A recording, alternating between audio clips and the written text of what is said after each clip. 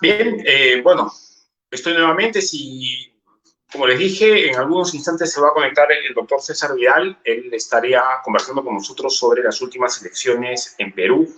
Él no solamente está interesado en las elecciones, sino tiene algunas ideas particulares sobre lo que podría ocurrir en el futuro, lo que ha ocurrido y lo que podría ocurrir. Tuve hace un instante algún problema con el audio. Dígame, por favor, si se escucha bien. Creo que ahora ya lo he podido solucionar. Si se escucha bien mi voz, perfecto, avísenme, por favor. En algunos instantes más, César Vidal desde Miami, entiendo, está conectándose ya con nosotros para poder conversar durante una hora con él sobre todo lo que ha ocurrido en las elecciones presidenciales. Bueno, si se escucha bien, por favor, solamente díganlo. Si se escucha bien, ok. Voy a confirmar que el doctor César Vidal está ingresando y... bueno, esa es una conversación que voy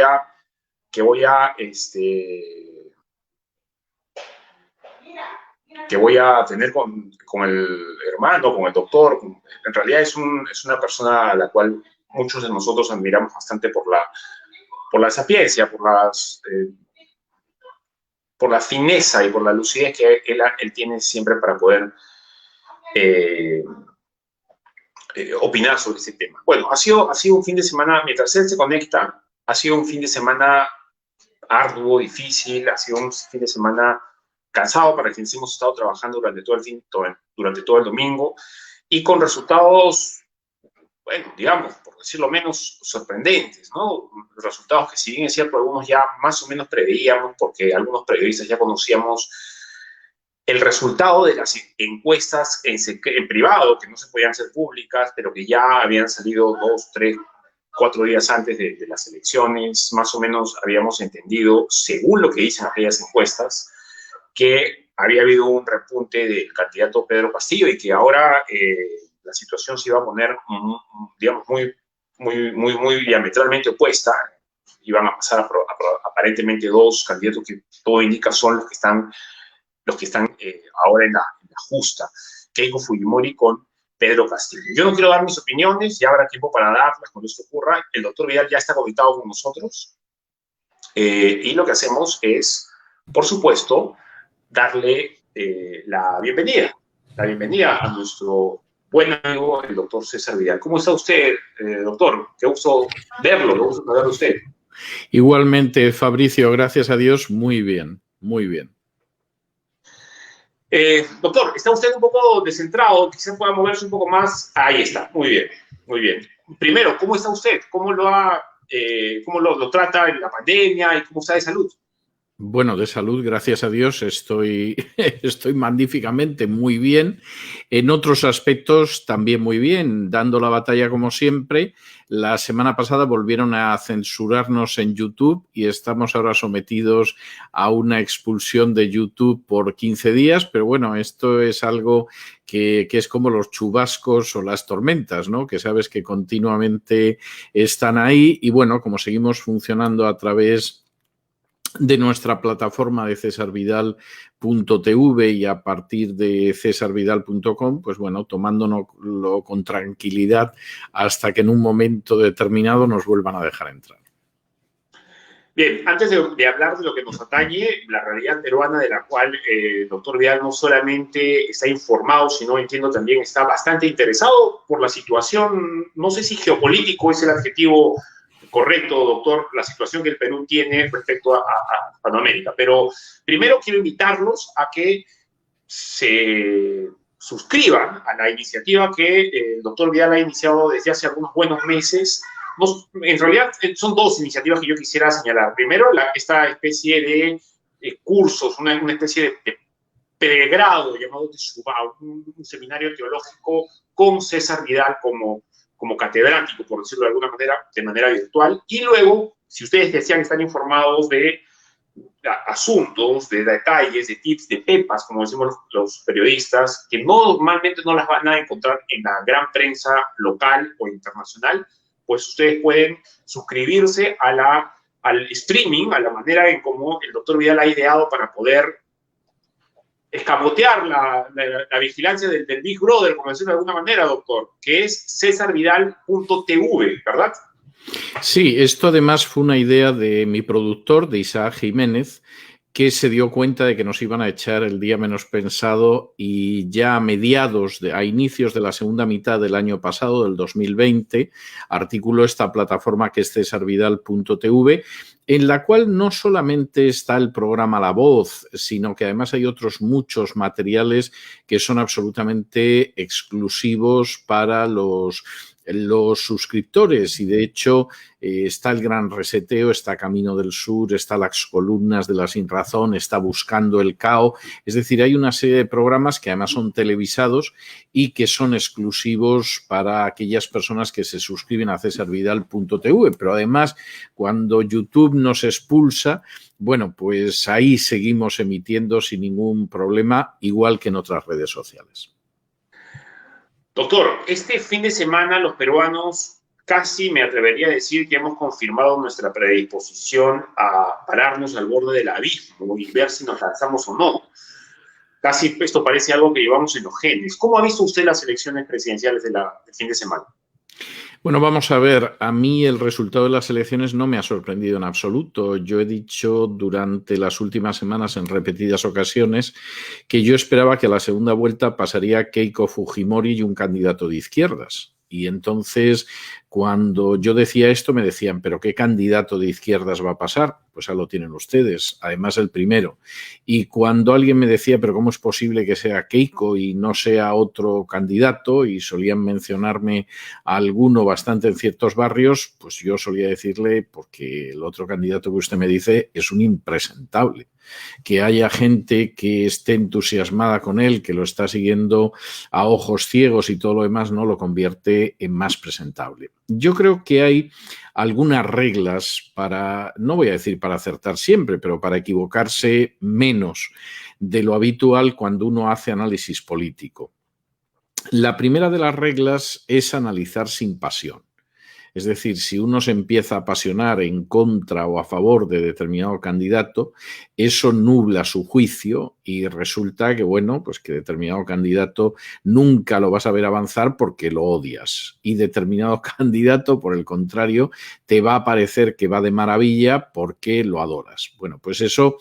Bueno, si uno se quiere entretener en cada elección está bien, pero es un pésimo camino para hacer un juicio adecuado de cómo va evolucionando una campaña. Y el segundo aspecto, junto con esa frialdad, junto con ese desapasionamiento, es contemplar la perspectiva global del país. En muchas ocasiones suele ser muy habitual que haya gente que esa perspectiva global no la tiene. Como dice el conocido dicho, pues no consiguen ver el bosque porque se da la circunstancia que los árboles les tapan el bosque y entonces no tienen perspectiva. A mí me resultaba bastante fácil ver la perspectiva de Perú. Es un país que conozco muy bien en términos históricos, políticos, sociológicos y al mismo tiempo era delicado, es decir, viendo el entusiasmo que algunas personas mostraban por ciertos candidatos, pues y dándote cuenta de que es inútil lo que les vas a decir porque no te quieren escuchar, la única forma en que podías expresarles las cosas era de manera indirecta. Entonces yo recuerdo, por ejemplo, hablando con un político muy importante de Perú, que me hablaba de uno de los candidatos y yo le dije, va a ser muy difícil, es demasiado blanco. Y entonces esta persona, que también pertenece al grupo reducido de blancos que han controlado durante muchos años la política en Perú, me dice, no, pero la gente está ya muy desilusionada de los indígenas porque después de Ollanta Humala ya no confía nadie en un indígena en Perú. Y yo pensé, bueno, seguramente tú y tus antepasados hace 500 años que no os fiáis de los indígenas en Perú, pero la población de Perú desde hace muy poquitos años, ya más del 50% ha vuelto a ser indígena y esto no sucedía desde el siglo XVI. Entonces, por ejemplo, el factor importantísimo de los indígenas, yo no he visto que se haya tenido en cuenta en las elecciones por parte incluso de los analistas peruanos. Tampoco se ha tenido en cuenta el factor de la enorme diferencia que hay entre Lima y el resto del Perú. que además es muy variado. O sea, dices el resto del Perú, pero ese resto se podría dividir en diferentes... Exactamente, en diferentes restos, ¿no? Entonces, bueno, el análisis en muchos casos de esto es el Perú. No, esto es una parte, sin duda muy importante, sin duda con un peso proporcional muy relevante, pero esto no es todo el Perú. Y hay zonas de Perú a las que prácticamente nadie se ha acercado en siglos. Entonces, cuando de pronto determinadas zonas de Perú resulta que la única carretera que había la puso Fujimori en su día, yo no soy fujimorista ni de lejos y además puedo ser muy crítico con el gobierno de Fujimori, pero sí soy un analista que pretende entender la realidad para poder hacer una proyección de futuro. Cuando ciertas zonas del país, la única carretera, la única vía de comunicación digna de tal nombre, la llevó a cabo Fujimori, pues no debería sorprender que en esas zonas del país una hija de Fujimori vaya a obtener un respaldo electoral que no tienen otros personajes, porque cuando se han puesto a caminar generalmente caminan solo sobre alfombras. Y yo creo que estos son algunos de los datos importantes de estas elecciones. ¿A quién tenemos al final? Salvo que se produzca un milagro en las próximas horas, que yo no lo veo muy claro, pues a un indígena en primer lugar, y además a un indígena con un mensaje de izquierdas y pauperista y de nos vamos a ocupar de ustedes, y en segundo lugar a Keiko, que la puedes ubicar en la derecha, pero que es la única derecha en términos generales y por muchos matices que se quieran hacer, que en un momento determinado llegó hasta los últimos pueblos. Y entonces esto que a mí me parece de sentido común, no estoy diciendo que sea bueno, ¿no? No estoy haciendo un juicio de valor, pero me parece que es de sentido común. Bueno, pues hay gente que había decidido no verlo y cuando intentabas razonar un poco te dabas cuenta de que estabas perdiendo el tiempo, pues no te iban a escuchar. Se habían encabezonado con su candidato y no había más vuelta de hoja. Y tú, sin embargo, hacías cálculos y decías, bueno, si ese candidato queda el tercero, es que vamos, le ha ido de maravilla. No ha quedado ni el tercero. Hermano, una consulta. ¿Por qué los resultados así tan extremos, tan tirados a un lado? Pareciera que el Perú se ha partido en dos. Y pareciera al mismo tiempo que Lima ha estado en los últimos años con la mirada al mar, más que con la mirada a la sierra, ¿no? Nos hemos estado mirando los ombligos, parece, en las grandes ciudades, porque nadie vio venir a Pedro Castillo. O sea, ni siquiera las encuestadoras, las cuales les voy a preguntar en un instante si es que hicieron un trabajo mediocre o un trabajo malvado. Son dos cosas diferentes.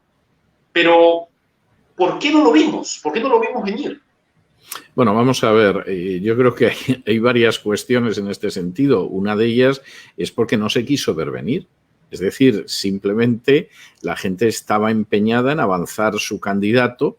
A veces yo creo que por razones idealistas, a veces por unos intereses personales que eran descaradísimos. Yo no sé cómo la gente no se daba cuenta de ello, pero los análisis eran, por regla general, no eran análisis fríos.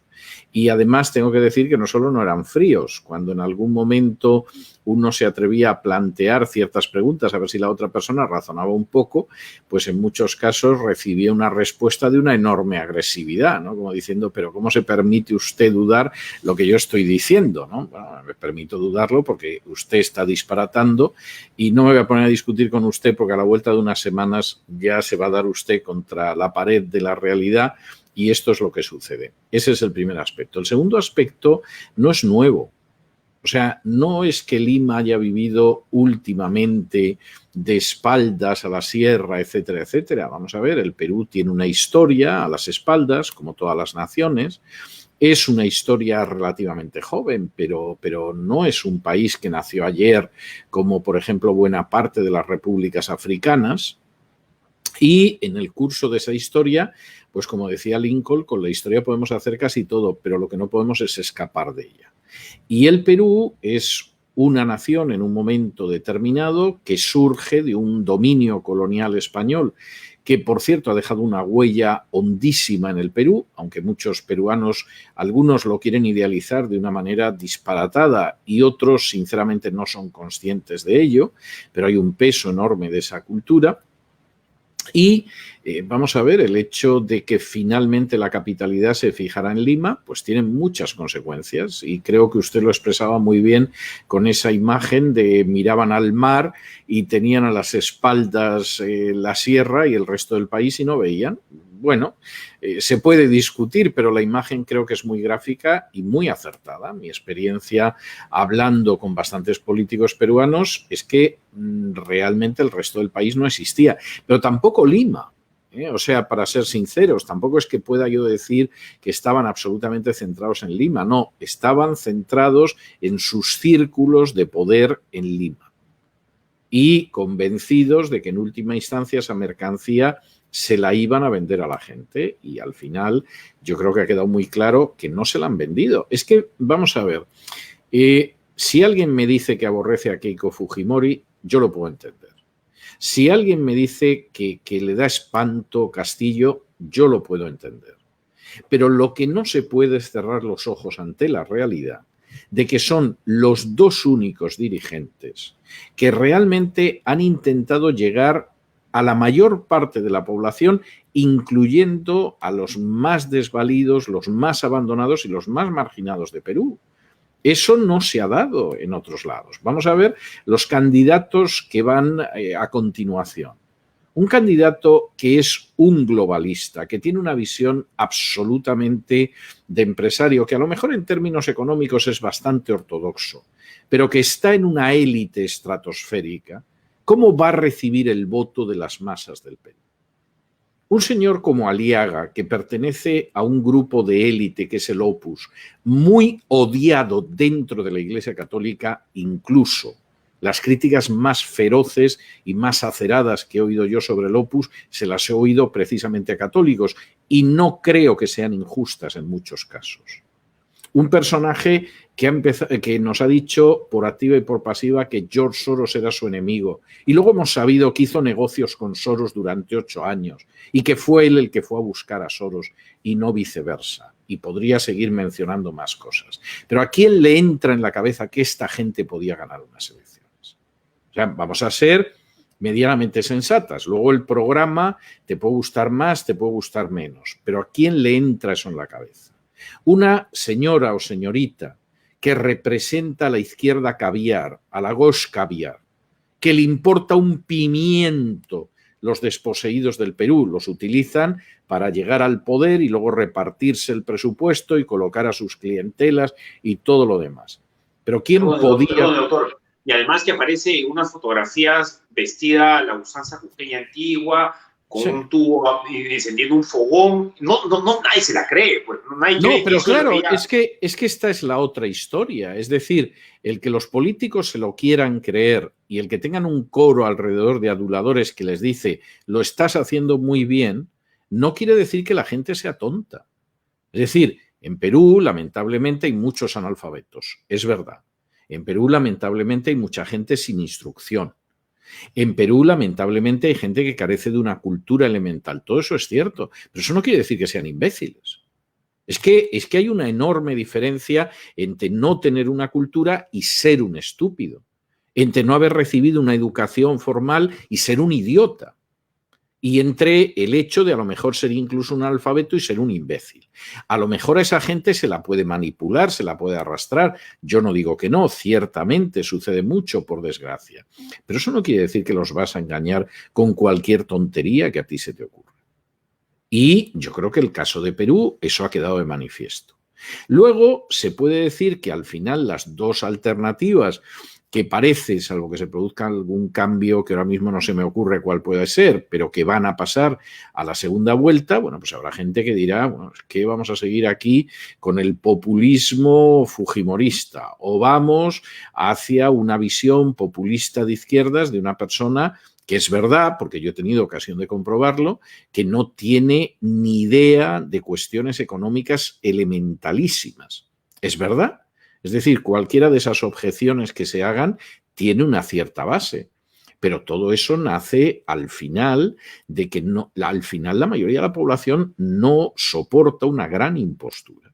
Y en buena medida la política del Perú, no hay nada más que ver lo que han sido las últimas presidencias y cómo han acabado, son una gran impostura. Y hay sectores muy importantes del Perú que efectivamente no reciben ninguna atención. Y esto es algo tremendo. Entonces, claro, uno piensa Lima, alguna otra ciudad, etcétera, etcétera, y bueno, puede dar la sensación de que esa no es la realidad, pero claro que es la realidad.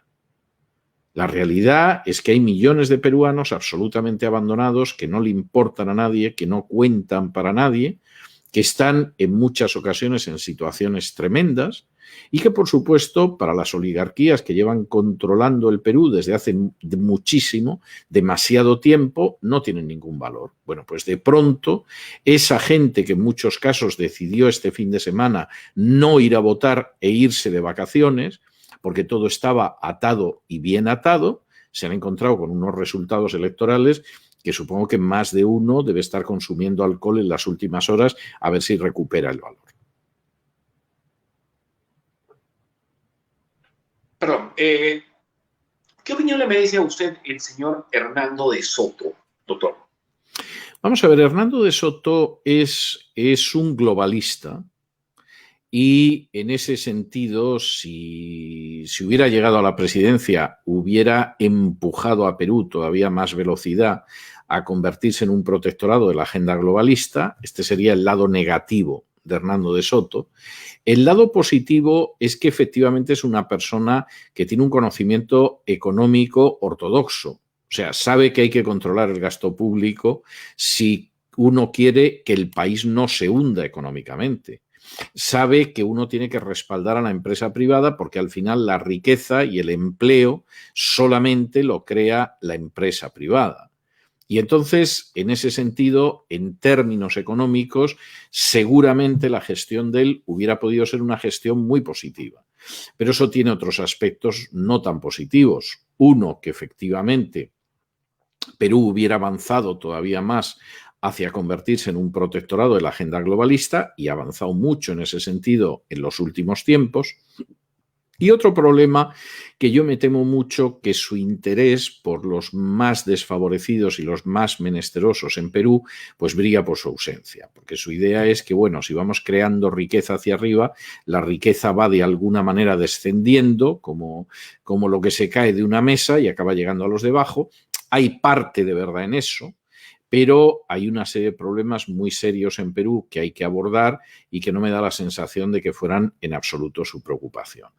Y en esto mi juicio, como en el caso de otros políticos, es un juicio muy imparcial. Es decir, primero, yo no tengo que votar en Perú, lo cual personalmente me da mucha alegría porque no era tampoco fácil decidir el voto.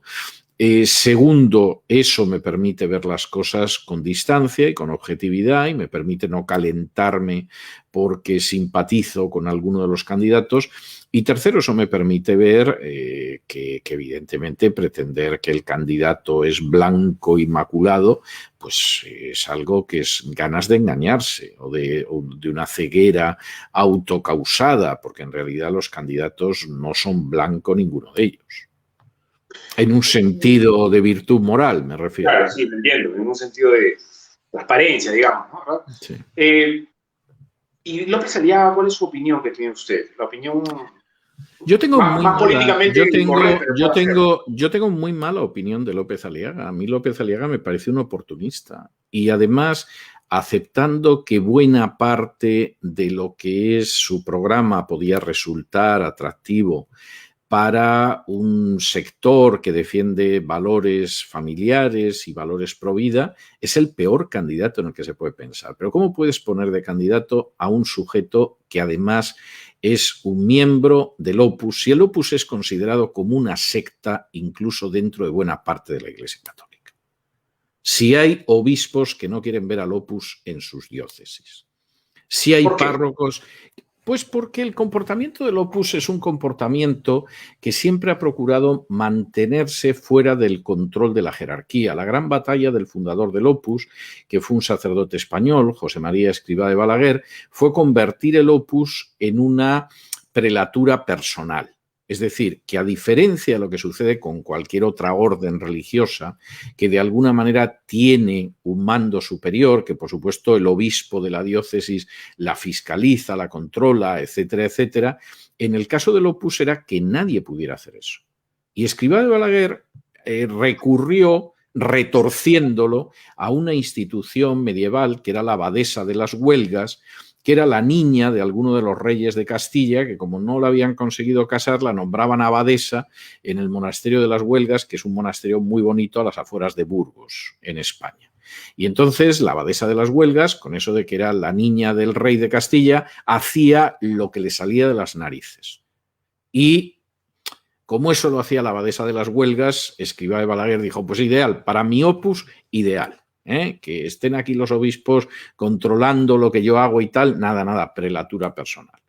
Y cuando en un momento determinado la banca vaticana estalla, porque tiene unas cuentas vergonzosas, que si fuera un banco normal estarían todos en la cárcel, y hay un agujero terrible, el Opus, que ha conseguido ya la prelatura personal, tapa el agujero y consigue que canonicen a Escrivá de Balaguer. Esto es conocido, esto se ha relatado. Esto ha clamado contra ello precisamente autores católicos, más que nadie, porque a los que no somos católicos nos importa un pimiento todo este tipo de maniobras oscuras dentro de la Iglesia Católica. Y el Opus tiene una pésima prensa y tiene un historial de empresarios y de políticos corruptos que pone los pelos de punta. Y esto es algo que, hombre, en Perú quizá no es tan conocido, en otros países no es tan conocido, pero en España es así. Y el oportunismo del Opus en términos políticos es escandaloso. El Opus ha tenido ministros durante la dictadura de Franco y ha tenido congresistas de la organización terrorista ETA durante la democracia. Es decir, podía estar en un extremo y en el otro siempre que existiera una conveniencia y siempre que hubiera posibilidad de hacer negocios, etcétera, etcétera. Cuando yo leo el programa de López Aliaga, que lo leí con atención, igual que el de otros candidatos, porque me interesaban las elecciones en Perú, por ejemplo, más que las de Ecuador, que también las he seguido, pero me interesaban más. El programa de Aliaga era un disparate, pero era un ejemplo de oportunismo. Cuando llegaba, por ejemplo, a la defensa de la vida y la familia, López Aliaga, que no es estúpido, se libraba muchísimo de concretarlo. Sí te concretaba otros aspectos de su programa, que a poco que pensaras, decías, bueno, yo a lo mejor soy muy mal pensado, pero a mí cada uno de estos aspectos del programa me parece una oportunidad para que López Aliaga y sus amiguetes hagan negocios desde la Casa Presidencial, que esto, vamos, salta a la vista. A lo mejor a mí me ha dado un ataque de malicia y resulta que yo veo lo que no hay, pero es que yo lo releía y yo decía, pero si esto es descarado, salta a la vista. Y sin embargo, cuando llegabas a la defensa de la vida y de la familia, aquello era escueto, telegramático, prácticamente no decía nada. ¿Por qué no decía nada? Porque esa defensa de la vida y la familia que enarbolaba López Aliaga, y que no tengo razones para no creérmela, sin embargo, no era vista igual por católicos que por evangélicos. Y por lo tanto no podías contar lo que pensabas hacer. Aunque eso sí, les estabas contando a cada uno de ellos que pensabas eso.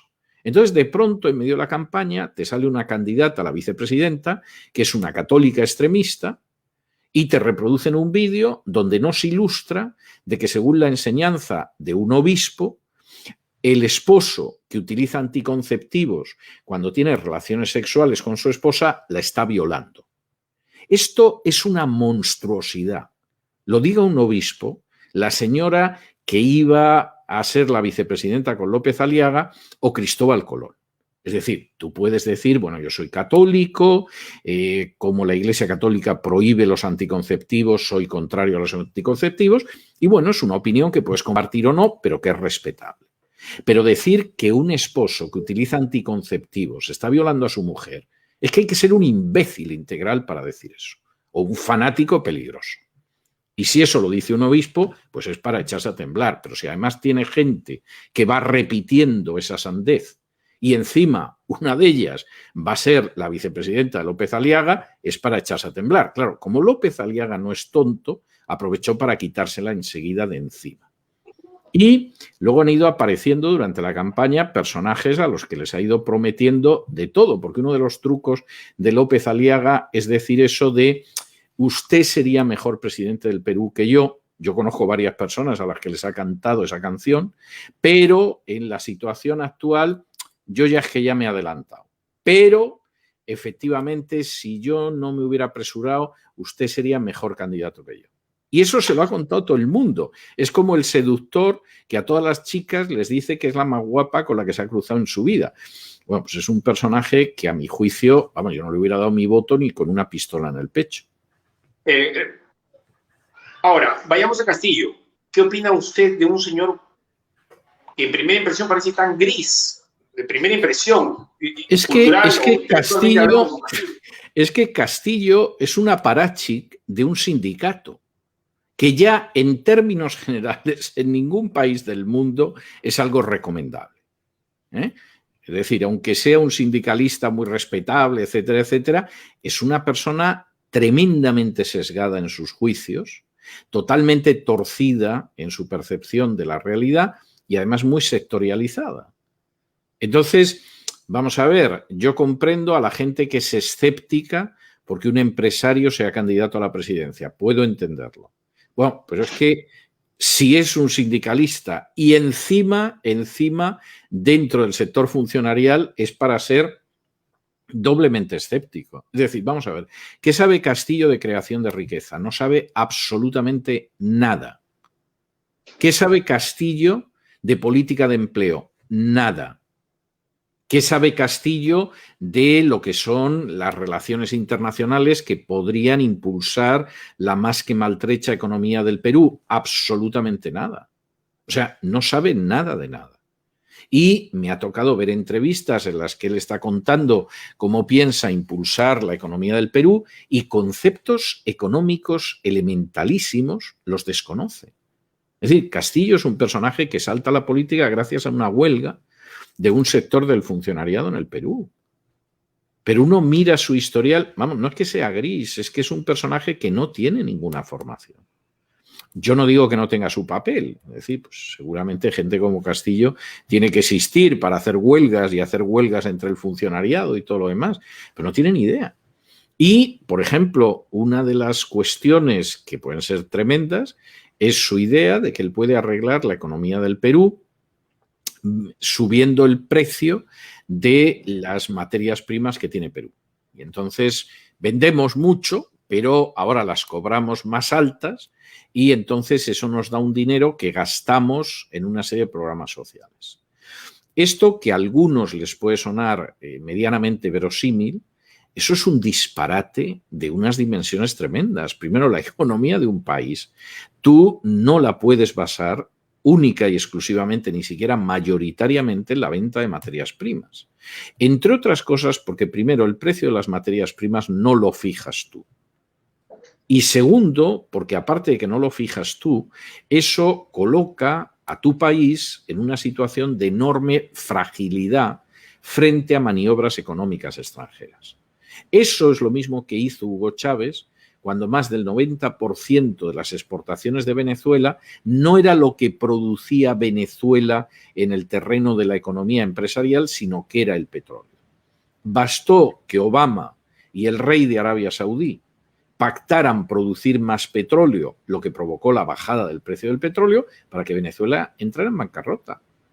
Y como además el gobierno de Venezuela ni era competente ni era honrado, bueno, aunque hubieran sido competentes y honrados, el desafío hubiera sido tremendo. Pero como encima no eran ni competentes ni honrados, Venezuela entra en una caída en picado que continúa a día de hoy y que cada vez va peor.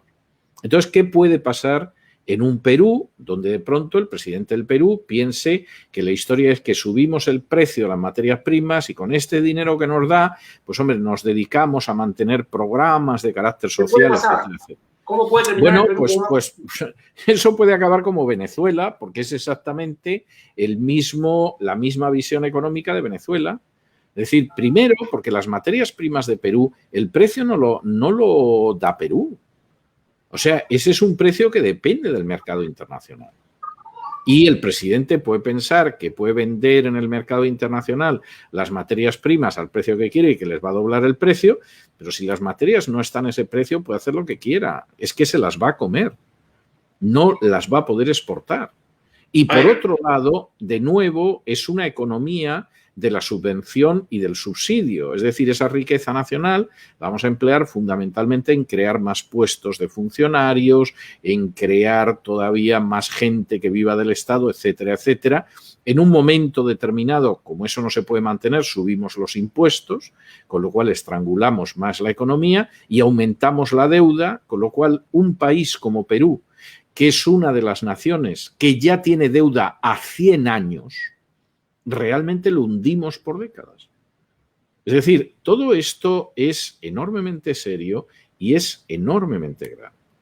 Y lo grave, pues es que hay mucha gente que en estos aspectos no ha pensado, es decir, se ha cegado con otro tipo de consideraciones, ha pensado que su candidato, aunque fueran surgiendo cuestiones a lo largo de la campaña electoral, pues bueno, quedaban disculpadas porque su candidato defendía una serie de valores que pueden ser hasta valores válidos, pero eso no convierte al candidato en una persona digna de que la vote, y el Perú se encuentra en la situación en la que está, insisto.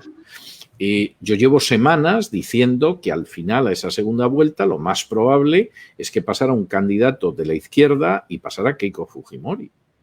Pero fundamentalmente viendo la configuración social del país. Porque la configuración social del país no es la gente que tiene las riendas del poder en Lima, ni las aristocracias de fuera de Lima. No es la gente que vota mayoritariamente. Y cuando yo hablaba con algún blanco de esta aristocracia y le decía, ¿usted se da cuenta del peso del voto indígena? Me decían, no, pero de los indígenas ya ha quedado la población desencantada después de Ollanta Humala. Ya lo vemos. No. A ver, antes de preguntarle qué vamos a hacer o qué haría César Vidal si fuese un votante peruano, si estuviese en la disyuntiva en la que estamos.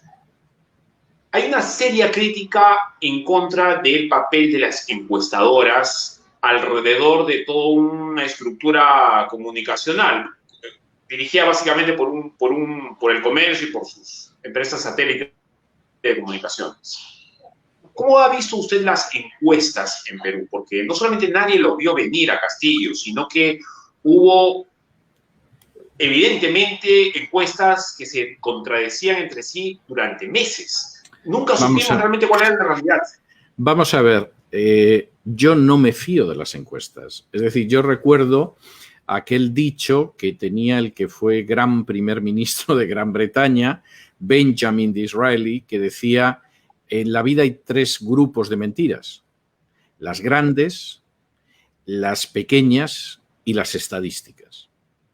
Y esto es algo tremendo porque se podría aplicar a las encuestas. Y en un país como Perú, donde es fácil saber quién está detrás de cada medio de comunicación, pensar que esas encuestas son encuestas asépticas, inmaculadas y fiables, bueno, eso es un acto de fe que yo confieso que soy incapaz de dar. O sea, lo digo sinceramente.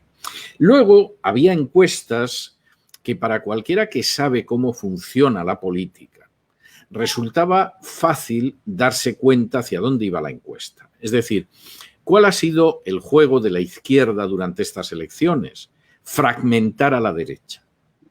Y sobre todo, crear la ilusión de que había algún candidato que podía pasar por delante de Keiko.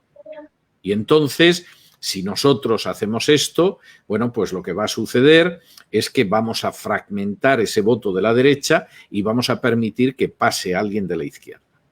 Y entonces, cuando de pronto un conocidísimo periodista homosexual y partidario feroz de la ideología de género invitaba a López Aliaga, había gente que se volvía loca de entusiasmo, como si eso fuera el triunfo de la luz sobre las tinieblas. Y a nadie se le ocurría darse cuenta de que era simplemente la propaganda que tú haces desde el otro lado del espectro político para dividir a tus enemigos en el espectro político. Y esto, vamos a ver, Fabricio, esto es tan de manual y esto es algo tan obvio que si no estás cegado, y si no te dejas llevar por el entusiasmo, por la ambición, etcétera, es que lo ves, lo percibes, porque son cosas que se han hecho y se han repetido y se han practicado y se practican de manera continua. Bueno, pues la gente no era capaz de verlo. Estaba cegada por el entusiasmo, estaba cegada por sus ambiciones y pensando en lo que me va a caer el día de mañana si este llega a presidente. Y claro, lógicamente, los juicios y los análisis eran tremendos. Y cuando de pronto estallaba alguna de estas cosas, y tú decías, pero hombre, está clarísimo, por amor de Dios, caeos del caballo y ver cómo están las cosas y intentabas plantearlas, veías que no servía de nada, porque eran impermeables totalmente al uso más elemental de la capacidad de pensar. Y entonces, bueno, pues los que se han creído las encuestas, los que decidieron ir a favor de alguien, etcétera, etcétera, claro, no han sacado nada en absoluto. Esto es obvio. Entonces, ¿qué es lo que ha pasado? ¿Se le salió de las manos? ¿El plan le explotó en la cara a esta gente, a esta... Bueno, yo creo, vamos a ver, yo creo que la izquierda caviar lo ha hecho rematadamente mal durante mucho tiempo, se ha desprestigiado de manera merecida, había todo un mercado, por decirlo de alguna manera, un mercado electoral que podía votar a soluciones de izquierdas, además habían conseguido fragmentar a la derecha, o sea, hay que pensar que por lo menos de derecha, entre los 5 primeros candidatos hay 3. O sea, es que entre los 4 primeros hay 3, ¿eh? Y tienen su atractivo cada uno de ellos. Aparte de la opinión personal que a mí me merezca, yo reconozco que tienen su atractivo. Entonces, por un lado, tú tienes una izquierda que eso no lo puede recoger, pero hay una inmensa masa de votantes que sí va a ir en una dirección hacia la izquierda. Tienes una derecha que ha sabido fragmentar y además la ha sabido fragmentar bien. Incluso gente de la izquierda ha promocionado a algunos de esos candidatos de la derecha para dividir el voto conservador y lo han conseguido.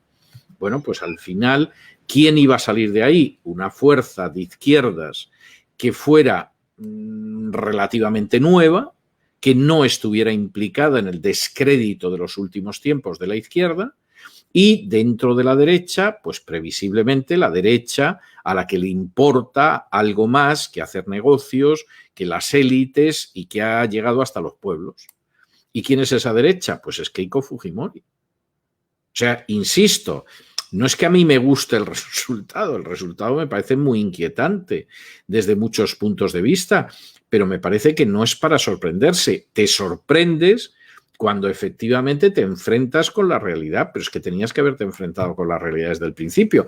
Esto es el muchacho que se ha empeñado en que va a conseguir que la chica más guapa sea su amada. Y no tiene la menor posibilidad de que sea su enamorada, no va a ir con ese muchacho.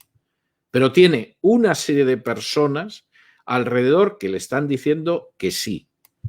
Y encima, para terminar de arreglar, uno de los que compite con este muchacho para conseguir que la chica sea su enamorada, también le dice, yo creo que tienes posibilidades. Se lo dice sobre todo a ver si se estrella con la chica y le deja el terreno libre. Y eso es lo que ha pasado en estas elecciones. Y al final, insisto, yo hace semanas que hablaba de un resultado con una persona de la izquierda y una persona de la derecha, y que esa persona lo más seguro es que fuera Keiko Fujimori. He mantenido estas conversaciones, lo he contado incluso en mi programa. ¿Y por qué? Por las razones que estoy dando ahora, que son las razones que al final han dado este resultado. ¿Qué hacer? Ahora, si te quieres creer las encuestas, en vez de hacer un análisis, no digo tú, pero quiero decir, otra persona prefiere creerse las encuestas en vez de intentar analizar la realidad del Perú, bueno, pues atente a las consecuencias. ¿Qué hacemos? ¿Qué haría usted si fuese peruano y tuviese que estar... Bueno, yo no soy peruano, yo ya tengo bastante problema con tener que votar en los Estados Unidos y se supone que podría votar en España todavía también si quisiera, o sea que ya eso es bastante carga, ¿eh? O sea que nadie me añada más cargas de las que yo tengo, ¿no? En este sentido, vamos a ver, yo nunca he pedido el voto para ningún candidato en ninguna elecciones, ¿eh? Ni en España, ni en los Estados Unidos, que soy ciudadano americano, y menos se me ocurriría en un país que no es el mío, ¿eh? Yo he podido en alguna ocasión insistir en la importancia de unas votaciones. En el caso de referéndum, donde hay un sí, un no, y eso ya no es tanto un candidato como una cuestión de carácter moral, sí he podido expresar mi opinión al respecto de una manera más clara. Yo no votaría sí o yo no votaría no, etc. Pero yo, por definición, no me dedico a respaldar a un candidato ni a decir, pues yo votaría tal, etcétera, etcétera, porque creo que no es mi misión. Se lo pregunto de otra manera. Ahora, Fabricio, sí te puedo decir que hubo quien me pidió hace cosa de 2-3 semanas que entrevistara a uno de los candidatos presidenciales en Perú y le dije que no. ¿Le pidieron entrevistar a Rafael López Aliaga? Me pidieron en concreto que entrevistara a uno de los candidatos y me negué. Ahora, ¿qué sería lo mejor? Porque me parecía que implicaba darle un respaldo que yo pensaba que no era digno de él y sigo pensando que no era digno de él. De acuerdo. Entonces le cambio la pregunta.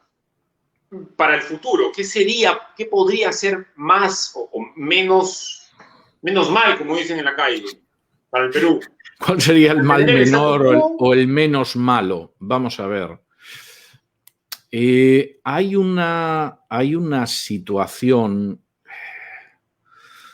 La situación de Perú es una situación muy delicada desde muchos puntos de vista.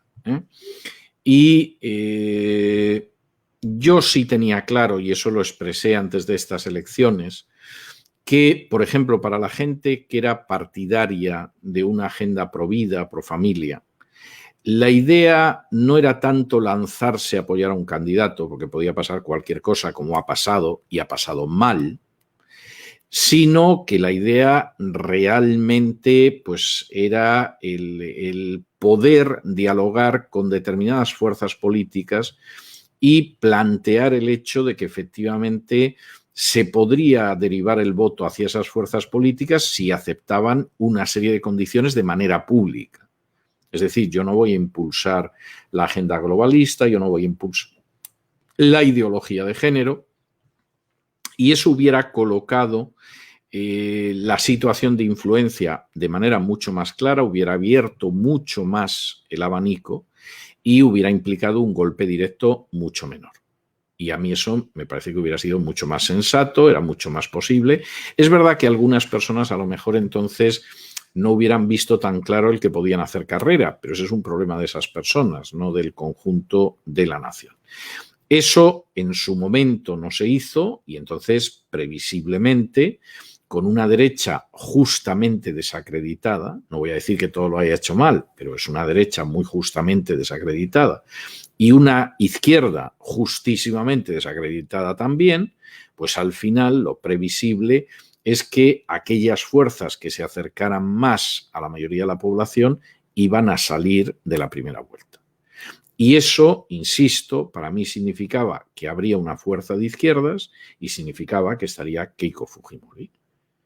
Y entonces ese era un análisis que habría que haber hecho. Ahora, en medio de la situación en la que estamos, pues forzosamente, y puesto que va a haber una segunda vuelta, y puesto que previsiblemente va a ser una segunda vuelta reñida, aquí la cuestión que se hable de nuevo es la misma. Es decir, podemos plantearle, darle el voto a usted o a usted de acuerdo a una serie de condiciones. Usted se compromete a que, por ejemplo, determinada legislación no la va a impulsar. Podemos darle el voto. No se compromete a eso. Una hoja de ruta, una especie de hoja de ruta. Exactamente, una hoja de ruta. Y luego, junto con eso, hay otra consideración que en el momento actual del Perú a mí no me parece de segunda importancia, y es la marcha de la economía. Es decir, Perú está en muy mala situación económica. Ya, sí, pero Castillo no va, o sea, ya lo dijo claramente, él va a acabar con el Tribunal Constitucional, va a llamar a una asamblea constituyente, va a cambiar la Constitución, va a expropiar. A mí personalmente los planes de Castillo en términos económicos es que, vamos a ver, no me atrevo ni a definirnos como malos porque van un paso más allá. O sea, los planes económicos de Castillo no es que sean malos, es que es el delirio. Entonces, vamos a ver, no es que tú conduzcas mal un automóvil y pensemos que Fabricio no se va a sentar en el asiento. No, es un paso más. Es que me colocas a mí, que no tengo ni idea de cómo se conduce un automóvil, a conducir. Y entonces, a conducir en una autopista de alta velocidad, en donde tienes que arreglar la economía. Y entonces, atente a las consecuencias, porque tú a lo mejor, Fabricio, conduces relativamente mal, pero es que yo no sé conducir. Y nos vamos a estrellar. Eso no tiene más vuelta de hoja. Es más, hasta puede que nos estrellemos después de un tiempo de euforia. Porque claro, según cómo está el mercado y si vendemos buena parte de la riqueza de Perú y ingresa dinero y empiezas a dar cajas de comida como en Venezuela, etcétera, etcétera, pues puede parecer que todo va bien. Pero eso dura poco.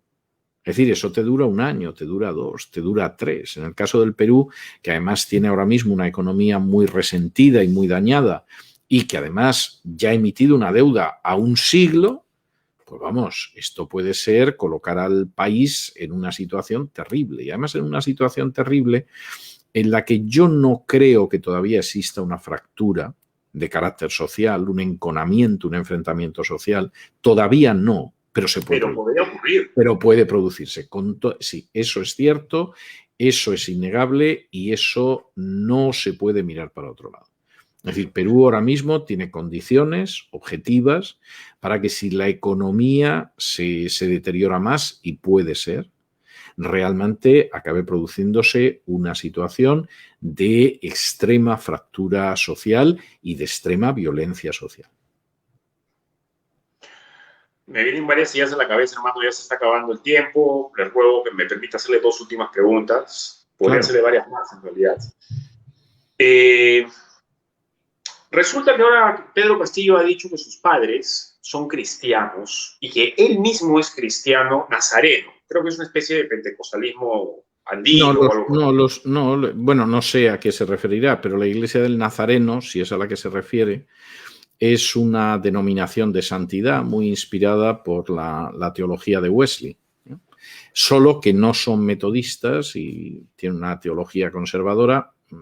Personalmente yo no sé si él pertenece a la Iglesia del Nazareno. Ha aparecido en el desayuno electoral y durante la campaña ha aparecido varias veces con su familia, papá, mamá, hijos, agradeciendo, mencionando el nombre de Cristo, etc. ¿Por qué le menciono esto? No, yo todavía lo estoy meditando, hermano, sinceramente, no quiero dar una opinión, pero me da la impresión de que no deja de ser irónico, ya le hablo en términos cristianos, que el Señor esté permitiendo que alguien que dice ser cristiano, aliado con comunistas, esté intentando a obtener el poder y le haya negado esa posibilidad a cristianos aliados con un católico. Casi como si esto fuese un jalón de orejas, casi como si esto fuese, y lo digo como cristiano, como si fuese una especie de reprimenda. No sé cómo lo podría ver usted. Vamos a ver, es que yo creo... Sí, entiendo muy bien la pregunta y además creo que es una pregunta que es pertinente y es lógico plantearla. Vamos a ver, yo comprendo los cristianos que efectivamente... los cristianos evangélicos, comprendo perfectamente que quieran defender la vida, la familia, etcétera. Es que me parece que están haciendo lo que deben hacer. Pero quisiera recordarles que la idolatría es un pecado tan grave como la homosexualidad o más. Y el hecho de rendir culto a otros seres aparte de Dios es un pecado incluso más grave que la homosexualidad. Entonces, parece que algunas personas han dicho, bueno, aquí las únicas cuestiones morales que tenemos que defender es la lucha contra el aborto, la lucha contra el matrimonio homosexual, y para defender eso nos aliamos con Satanás. Bueno, con Satanás, sí, bueno, pues Satanás, si no defiende el aborto y no defiende el matrimonio homosexual, puede ser un aliado circunstancial, y últimamente Satanás parece que está más en otras cosas. Bueno, vamos a ser un poco sensatos. O sea, uno no puede establecer una graduación de cosas que le parecen morales o inmorales.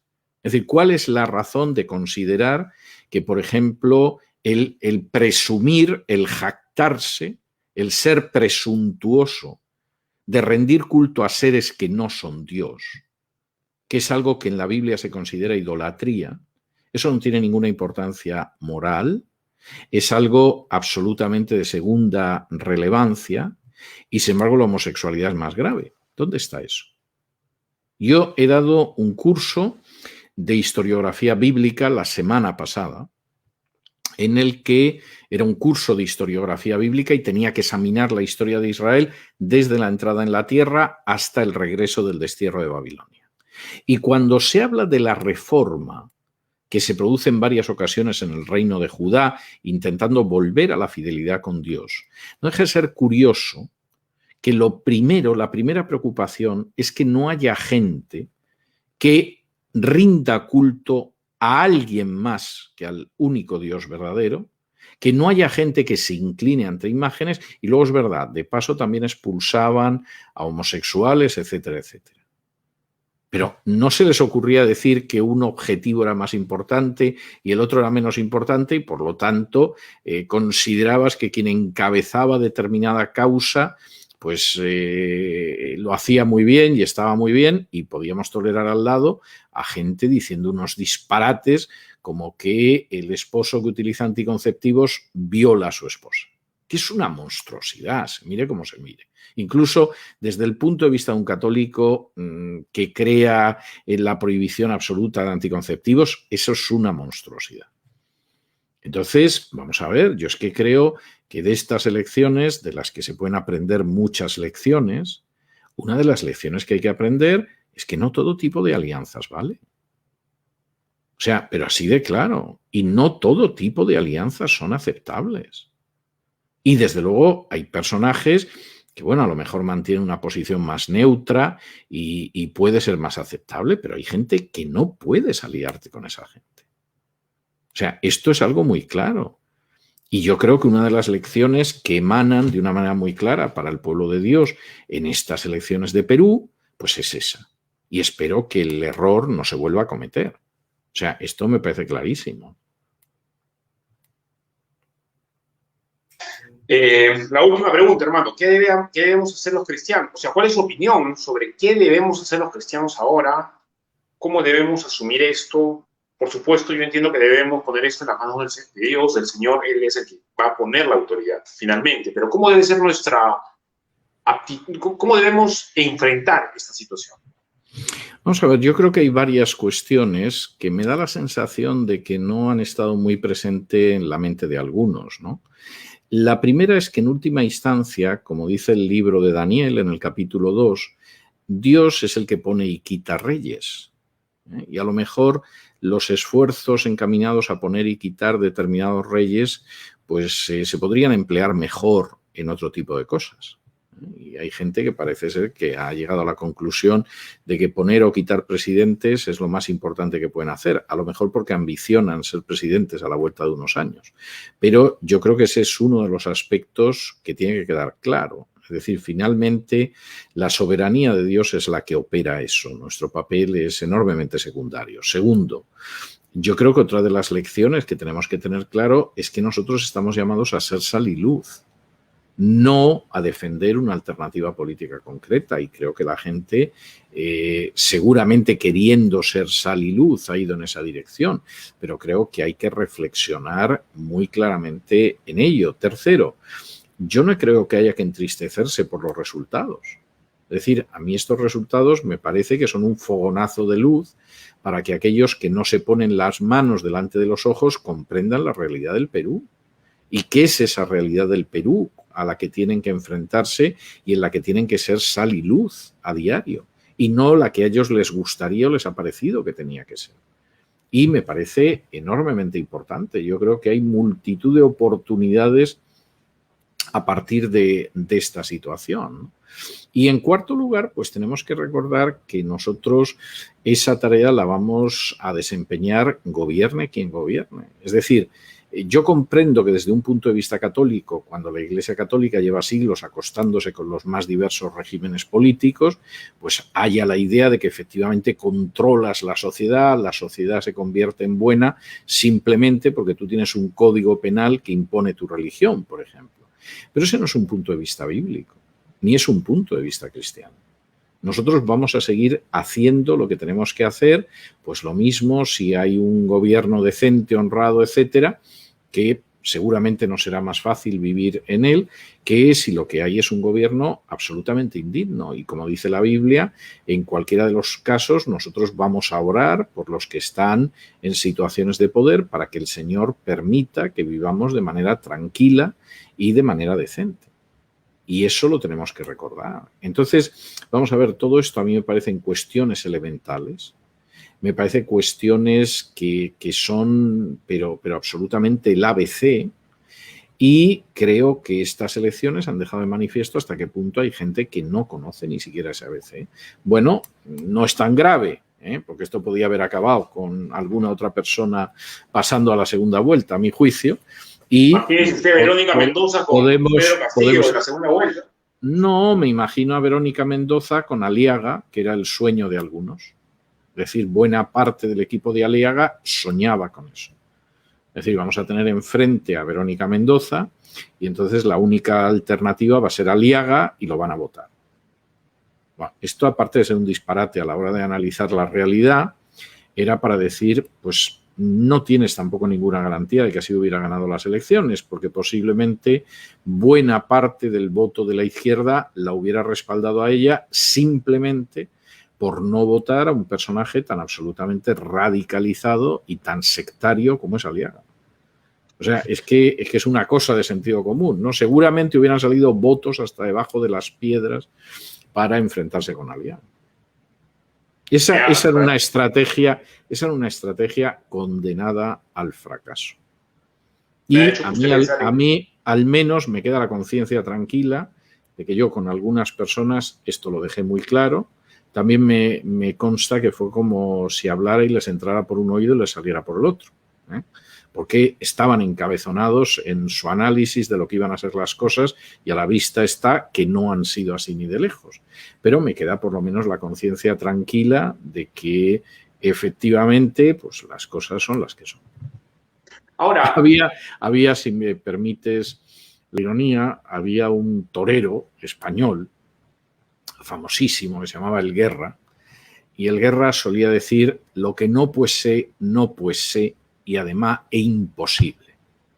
Bueno, pues una de las cosas que tienen que aprender algunas personas es que lo que no puede ser, no puede ser, y además es que es imposible. Conversando con usted, cierro con esto, repasando un poco la historia del Perú y la circunstancia que usted ha señalado sobre cuán gravitante iba a ser el voto andino, ¿verdad? El voto del Perú profundo, como dicen algunos, sí, que no es tan profundo, que está muy a la vista. No, exactamente, no está profundo, solamente tienes que viajar y lo ves. Me he acordado de ese texto de Ezequiel que dice: este fue el pecado de Sodoma, tu hermana, abundancia de pan, abundancia de ocio, etcétera, y te olvidaste del pobre y del menesteroso y del afligido, te olvidaste. Pero vamos a ver, es que esto es obvio. El mensaje de Sodoma, de lo que es el pecado de Sodoma, que además dio lugar a un libro mío que tiene ese mismo título, ese mensaje yo llevo años difundiéndolo en Perú como en otros sitios, no solo en Perú. He predicado sobre eso en Perú en multitud de ocasiones y en distintas iglesias. Y es muy claro. Es decir, hay una desatención de toda esa gente. Entonces, parece ser que de pronto la gente se ha cegado y solamente existen 2 o 3 tipos de pecados y el resto de los pecados no existen. La falta de compasión no existe. La falta de tender la mano a los menesterosos no existe. Como luego además hemos tenido epidemia de coronavirus, mejor todavía. O sea, nos han quitado el problema, porque claro, si sales... Bueno, debería ser todo lo contrario. Los cristianos deberían haber salido a ayudar al pobre. Exactamente. Es decir, esto es de sentido común. Es decir, precisamente cuando se supone que hay una actitud todavía más de la sal saliendo del salero, es cuanta más necesidad hay. Lo que no tiene ningún sentido es que en una situación de enorme necesidad encima te repliegues más en ti mismo y te encierres más en ti mismo. Es decir, ¿cuánta gente durante este más de año que estamos sufriendo de la crisis ¿cuánta gente no se ha encontrado con dificultades reales para llevarse un pedazo de pan a la boca ese día? Y ahí tendría que haber habido una respuesta de la Iglesia, que puede variar según cada comunidad local, a veces pues pueden ser hermanos aparte. No voy a entrar en esto, las respuestas pueden ser muchas, pero esa respuesta tendría que haberse dado. Y no hemos asistido a otro tipo de conductas. Bueno, pues luego la gente de pronto se encuentra con la realidad y dice, ahí va. Bueno, pero ¿por qué iba a ser de otra manera? O sea, si todo esto era previsible. Y, insisto, en mi caso yo llevo anunciando esto meses. O sea, a mí no me ha pillado de sorpresa. Yo no me he despertado esta mañana, ni me fui a dormir anoche pensando que había sucedido algo en Perú, que temblaban los cimientos de la civilización. No, pues lo que estaba pasando era previsible que iba a suceder, si no te cegabas. Quizá para que los cristianos se sientan esperanzados como debe ser, podríamos mirar el ejemplo de China, hermano. Tantos años con la bota del comunismo en el cogote y sin embargo, lo único que, o sea, según la tendencia, lo único que va a superar a la cantidad de partidarios, de gente inscrita en el partido, es cómo está creciendo la iglesia subterránea, ¿no? La iglesia en China. Vamos a ver, en China ya hay algún estado de mayoría evangélica. Alguno de los estados en que se divide China ya es de mayoría evangélica. Hay al menos uno que es de mayoría evangélica, en una situación no especialmente fácil. Y en China, mientras que los católicos, entre otras cosas gracias al pacto del Papa con la dictadura china, aceptan el sometimiento absoluto a la dictadura china y hasta los obispos... ¿Por qué, entre paréntesis, ¿por qué el Vaticano ha hecho ese pacto? ¿Qué tiene China que el Vaticano quiere ocultar? Es una gran potencia. Es decir, vamos a ver, pero si es que no hay nada más que ver a lo largo de la historia, y la Iglesia Católica siempre se acuesta con los grandes poderes. O sea, ¿alguien cree que la Iglesia Católica en los años 20 firmó unos pactos de Letrán con Mussolini porque Mussolini era muy varonil y le gustaba la ópera italiana? ¿Alguien cree que la Iglesia Católica fue la primera potencia extranjera que firmó un pacto con Hitler a inicios del año 1933, cuando con Hitler no había firmado nadie? Luego ya después del Vaticano y del Papa ya todo el mundo firmó con Hitler. Es más, la gente se suele acordar del pacto de agosto del 39 que firmó con Stalin, pero si Stalin fue el último que firmó con Hitler y el primero fue el Papa. Es decir, y en estos momentos, ¿qué pasa con China? Pues que China puede convertirse en la primera potencia mundial. Bueno, pues en esa primera potencia mundial, por cada católico hay 10 evangélicos. En esa primera potencia mundial, los católicos están absolutamente sometidos, muchos de ellos avergonzados, porque el Papa Francisco los ha vendido en manos de la dictadura china. En esa primera potencia mundial se forman misioneros evangélicos que no solo están cubriendo China, sino que están llegando a otras naciones para predicar el evangelio, por ejemplo, naciones islámicas en Oriente Medio. Y en esa China de la dictadura comunista, en la próxima década, veremos que es el país del mundo donde hay más cristianos evangélicos. Y estos son datos objetivos, esto no es una elucubración, una especulación, va a ganar mi candidato porque a lo mejor así me cae algo. No. Estos son datos objetivos. En la próxima década, Estados Unidos deja de ser la nación con más evangélicos y ese testigo lo toma China. Y a partir de aquí, cada uno que saque sus conclusiones, porque desde luego en China ser cristiano no es fácil. Gloria a Dios. Gloria a Dios, hermano. Gloria a Dios. Muchas gracias, César. Permíteme tutearte. No, por favor, si nos tuteamos habitualmente. O sea, yo he mantenido a veces el usted, pues por eso del el protocolo televisivo, pero en cualquiera de los casos tú y yo nos tuteamos habitualmente. Tenemos una relación muy fraternal. Para llevarte a un hueco que tengo ahí donde venden un ceviche, pero espectacular. No es lo que más me gusta de la cocina peruana. Tú sabes que a mí la cocina peruana me gusta muchísimo, Pero el ceviche no es lo que más me gusta de la cocina peruana, pero eso es lo de menos. Si pudiera ir a Lima sería por otro tipo de razones, no fundamentalmente por la gastronomía.